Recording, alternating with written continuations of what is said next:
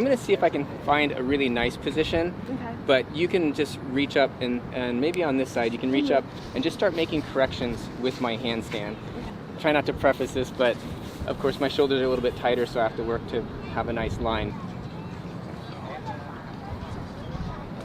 Okay, I think the wrist is a great start. Your elbows look really good.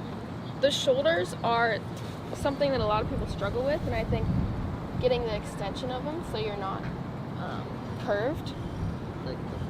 Yeah, I think another thing to keep in mind is trying to kind of close your ribs. Exactly. And then while you're doing that and keeping all of this closed, make sure that you don't start to pike. That looks really good, yeah. This looks great. Keeping your knees straight, heels together. How does it feel? It feels really good. Like, I feel like I'm holding it here. Yeah. I would recommend, I think some people, it depends on shoulder flexibility, but keeping your hands closer together. I guess it just depends on the person. Wow. Like for me, I think it might be more of a gymnastics thing to have them like slightly farther, but I feel like it can be helpful with stability. With stacking? Yeah, stacking. Yeah, and it might be a shoulder flexibility issue in gymnastics. When we're working on parallel bars and things like this, you have to swing through the bars. So however wide your shoulders are, the bars have to be a little wider than that. So you get used to working with pretty wide handstands in general. In comparison, like I wouldn't have known that was a wide handstand. That just feels normal to me.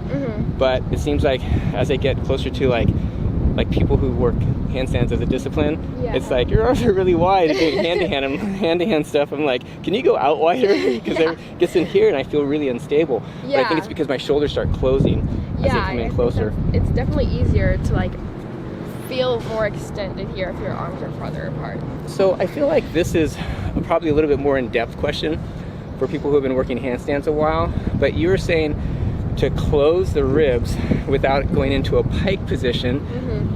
And I kind of had an idea of what you're talking about, so I was working on making that correction, but can you explain here, like how would you work on that? How do you get that awareness? Like what are you actually saying when you say close the ribs? You know, that's a really... It is a hard thing to describe because I feel like it's kind of something you just have to feel, but I think it has to do, like, if you're standing up straight, I feel like you can kind of feel it of, like, where your chest is. So if you're, like, I guess in dance it would be called, like, a high release. And then trying to, like, keep that down. You're not really changing your hips in any way. I feel like one exercise you can do is if you're laying on your stomach, with your, it's a little easier, I think, if you're, like, on a full thing, but with your hands above here, if you think about trying to get your ribs off of the ground, and so you're not actually, so you can kind of feel like a little space under there. Right. And your back is flat. And that's all flat. And I think something people tend to do when they think about swinging their ribs is also closing their shoulders. So when you're here, if you close your ribs, you see how your arm starts to just like come forwards because that's natural. Trying to keep it extended so that your whole body doesn't pike, you know? Being as tall as you can. Yeah, exactly. As a beginner, if you're in tune with your body and you're doing other things like dance and yoga, I think that sort of information would resonate probably right away with some people. Going back to someone that doesn't have all that training, now that we've talked a little bit about the hands and the shoulders, and I would say I'm going to do a handstand. And I think when we're learning handstands, a lot of times we see things like that and this is assuming I understand what to do with my arms, but... Yeah.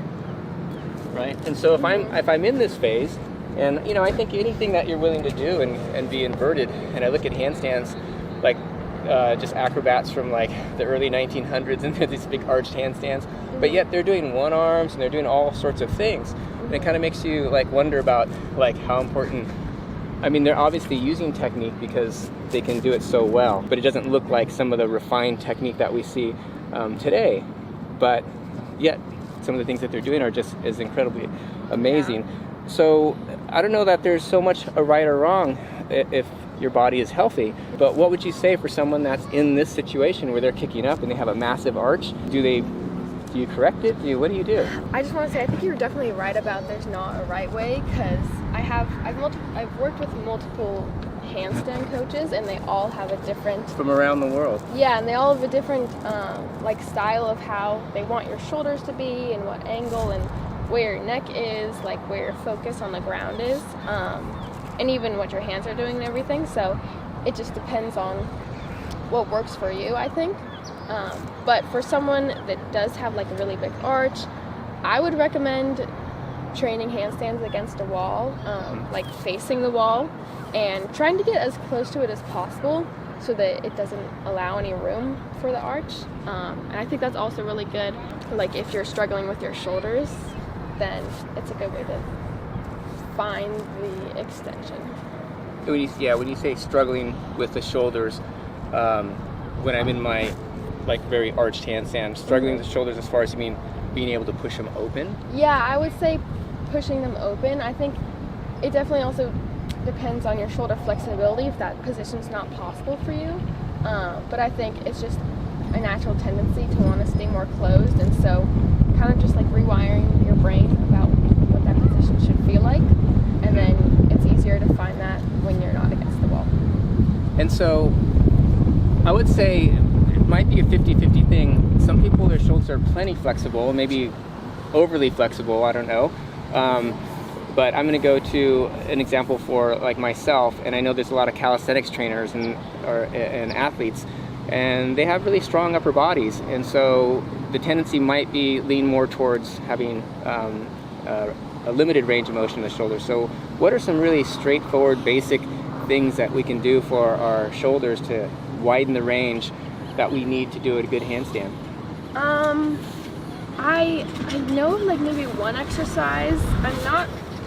I honestly, I feel like my shoulders have always been pretty open since probably from doing it from a young age. So I haven't really had to like work with that, but. And so it seems to me like if you're doing lots of handstands, what sort of handstand like conditioning? I would think if you're someone that is open to lifting weights, then maybe doing dumbbells or military press. So what are some things? Not everyone can do a handstand push-up, so where do we start in getting stronger with our shoulders if we can only hold like for 10 seconds for like shaking, you know, or it's very unstable just kicking up? Yeah. I feel like I honestly don't have a ton of experience with You've always just training been for hands. What can I say? But I know for me especially, since I have had like shoulder injuries from handstands, which I think come from just hyperextension in my elbows mostly, and so for that, working on like holding a weight out here, or like just working on all angles of what is that, like your scapula and like your rotator cuffs, and trying to get the mobility with also like the stability, I guess. Okay, so you're saying a good exercise would just allow your arm to be bent. We don't have to try to hold it like straight above our head. We can just hold it right here. Yeah, I would say holding it here, and I'll usually do it with like maybe a 10-pound weight, or if you have a dumbbell or a kettlebell, then like holding it upside down to make it a little harder, because it also works with like wrist stability. See, that's good. That's a good one. And I think if you have a dumbbell, then like also straightening up. You don't have to go to full extension, but keeping your shoulder down and really trying to like not rely on any muscle except for this is your scapula, right there. In your lats. In your lats. Keeping your lats down. Keeping your lats down. Yeah, you don't want to let them like fly out. Yeah, keeping it all, and it doesn't have. I feel like it doesn't have to be a ton of, like a big range of motion, as long as you're in the right position. I think that's a good thing to, a little observation or thing, because if I think about lifting my arm, the first thing I actually think about is to actually start pushing from my back and my lats. So really, for me to think about keeping this in or not engaged, just keeping it more relaxed and the shoulder down and lifting my arm, honestly, like when this is open, my deltoid's really working right now, like not even holding any weight. Yeah. So yeah, like, I think and it's extending is actually, that's really hard to do. I feel like it's also like a stretch for me too, just trying to keep it all down while like extending it up. I feel it a lot. Yeah, I feel it a lot. It's like a burn. Yeah. It's like a burn, right? So, and then I saw you doing like in and out, and is that with a TheraBand, or just this is all with weights too? I think like when I was doing physical therapy to help with my shoulder injury, I would use like 2 or 3 pound weights, and then I guess kind of working all angles, so like doing some of these and also extending. I think my hands were facing down for these, and then also going out at like a V, holding up, and going to the side. So it's pretty much, even if I wasn't being so concise and specific with this alignment, which I could see would really help with handstands, but it sounds like really any comfortable range of motion that you could maybe create a load on your deltoids and the rotator cuff, and allowing like a really nice range of motion to strengthen it in. Yeah.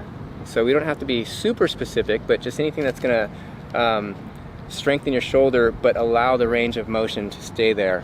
Yeah. Yeah. It's good.